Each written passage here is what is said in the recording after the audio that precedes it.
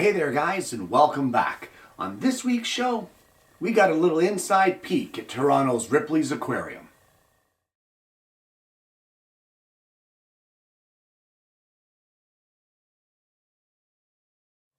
Well, for my wife's birthday, she received a gift of passes to Toronto's Ripley's Aquarium. So we grabbed our granddaughter and traveled to Toronto to check out what it was all about. And I thought it would be fun to bring along my GoPro camera and give you guys a little bit of a view inside the aquarium so that if you ever planned on visiting Toronto, you would know what you're looking at. And I gotta tell you, it's quite the visual experience. But either way, let's get right into it and check out what the aquarium is all about. Now, the Ripley's Aquarium is located in downtown Toronto, just east of the Rogers Centre, which happens to be the home of the Toronto Blue Jays. It is also directly next door to Toronto's iconic CN Tower. The original home for the aquarium actually was not in Toronto. The original home was slated for Niagara Falls, but apparently that deal fell through and they moved the entire project to Toronto. Right now in Niagara Falls, where Great Wolf Lodge is, that is where the Ripley's Aquarium was supposed to be. Now, construction on this building started in August of 2011 and didn't open up to the public until October. It was October 16th of 2013, and the entire project cost a whopping $130 million to put together, so it is quite an extensive venture. Throughout the building, you will find over 50 live exhibits, 100 interactive displays, and 450 different species of fish and one species of reptile, which would be their green turtle. We'll get into that a little more later on. All in all, throughout the aquarium, there is a total or just over 20,000 different marine animals on display. Now that's a pretty impressive amount of animals to tend to throughout the day. And if you're wondering what that takes, well, what it takes is 135,000 square feet of room within the aquarium and 5.7 million liters of water, or 1.5 million gallons. That is one heck of a lot of maintenance right there.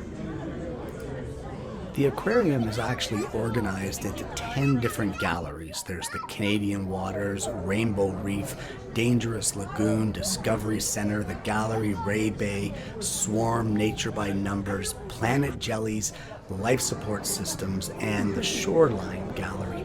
All of it interactive, all of it visually incredible. Even this lobster here, which has been dated at over 65 years old, it lives here at the aquarium in Toronto. While the lighting in the building itself is not exactly exemplary, it is quite dark in the entire place. The lighting in the different aquariums is unbelievable, and seeing the different fish and the different colors of this wildlife is absolutely spectacular.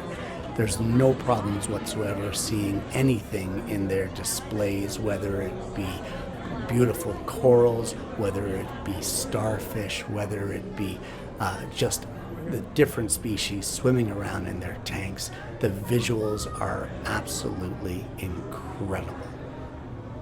As you can see, my granddaughter likes to get up close and personal with all of the displays, and she's fascinated by the colors and the way that the different fish move. Well, Rainbow Reef, as we're looking at here, gets its name honestly as it's one of the most colorful areas in the entire aquarium. It features animals from the Indo-Pacific water regions such as the Picasso triggerfish, emperor angelfish, pajama cardinalfish, and unicorn surgeonfish. Just colorful displays, crazy bright colors. It's absolutely wonderful to see.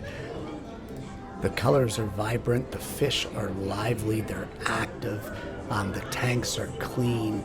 Just visually, it's just amazing. However, regardless of how amazing this stuff is, it really doesn't compare to the experience of the Dangerous Lagoon.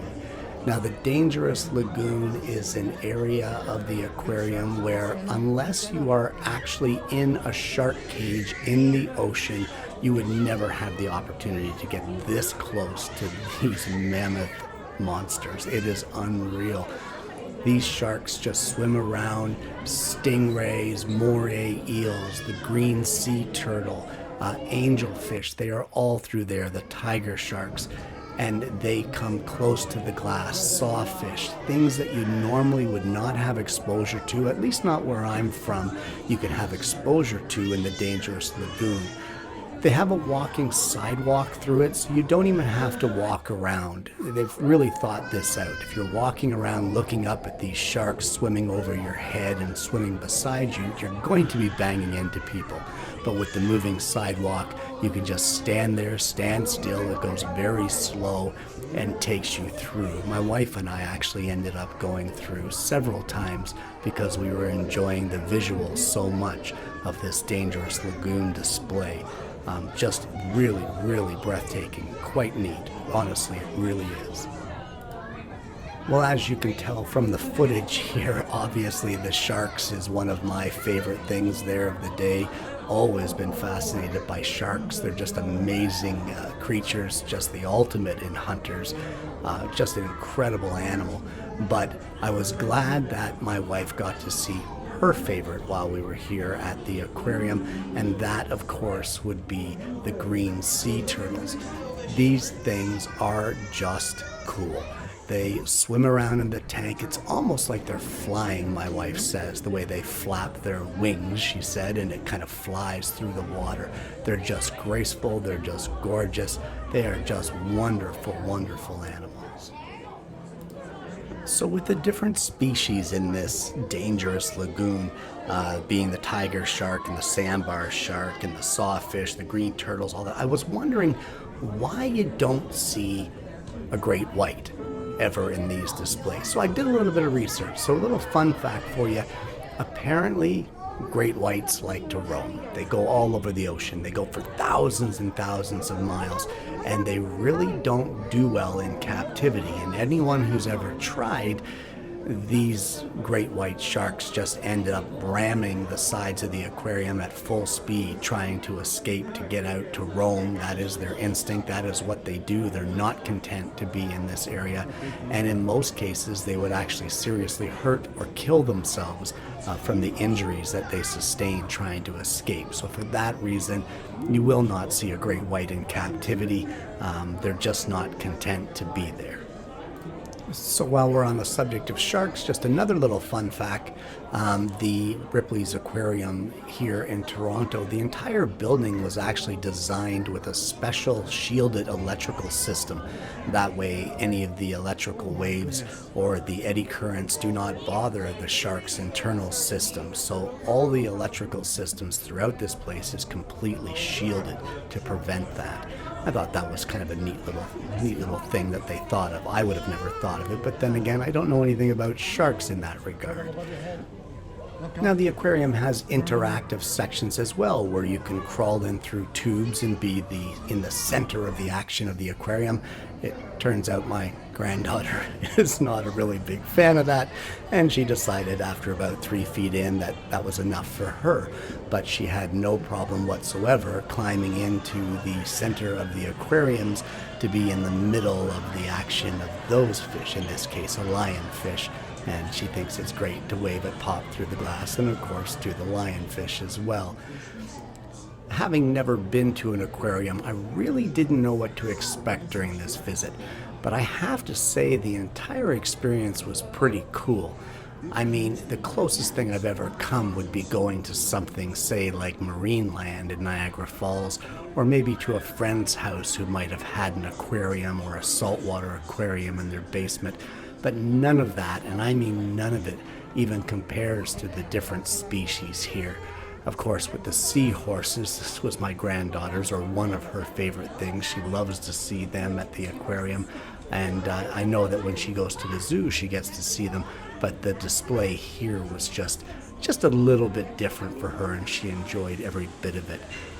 Again, another interactive section of shipwreck area where you can crawl inside those aquariums again and get interactive with the fish and wave to them, not that they care. And of course, the daily dives where the diver will go into the stingray tank and feed the stingrays, and that's kind of something neat to see. I wouldn't mind getting in there myself with a scuba gear on and seeing what happens, but I always thought they're kind of cool the way they do this. Now, of course, one of the other things that the aquarium has is they boast one of the, if not the, largest jellyfish display in the world. And unless you see these things in person, it's really hard to describe. At first, when I was looking at them, I honestly thought that they were fake. They are so vivid and so, it's hard to say, but visually striking, that you think that they're fake. And I know that their lighting plays a very large part in making them that striking display, but honestly, what a visual they were. Even the upside down jellyfish were quite cool.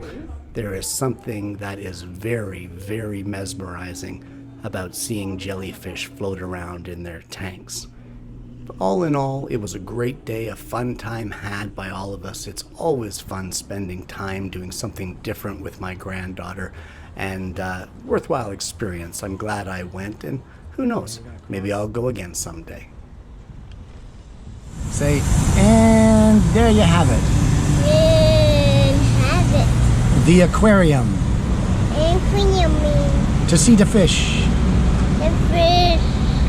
See fish. Fish. And turtles. That's a little cuter than me doing it. Guys, this aquarium was a great experience. And I've got to tell you, you get to see things that you normally wouldn't get to see. Of course, there are many people that have saltwater tanks and saltwater aquariums in their home with the smaller versions of some of these fish, the clownfish and that sort of thing. But to be able to walk through the tunnels there or stand on their moving sidewalks and have things like tiger sharks swim over top of you, these things are huge. And I gotta tell you, it's pretty breathtaking to be able to look at them and see exactly how, I don't want to say it, it sounds almost corny, but how majestic these things are. The way they glide through the water, I mean, it's unreal. It is just unbelievable to see, and normally not something that you would get to see. So the trip to Toronto was well worth it. We had a great time, a lot of fun with my granddaughter. Her energy is very infectious. I would love to have 1/10 of the energy that she possesses, because she is a go, go, go kind of girl. But we had a great time, and hopefully at some point in time you guys are going to get the chance to head down there and check it out for yourself. Guys, I want to thank you for tuning in this week. It's been a lot of fun. This is not something that I would normally do on the show, but you know what? That's what the Tuesday shows is all about. It doesn't have to be all about the woodworking. Sometimes it's fun to take a step back and look at something different and maybe show you guys something different that you may not have exposure to. Guys, I want to thank you so much for tuning in. If you haven't already, please consider liking and subscribing to the channel. If you click that bell, then you're not going to miss the notifications of future episodes of the show. I hope you've enjoyed today's episode, guys. I hope you're going to get the chance to visit Toronto as I did and check out the Ripley's Aquarium. And more importantly, I hope you're going to join me again next week when I bring you yet another Alternative Tuesdays.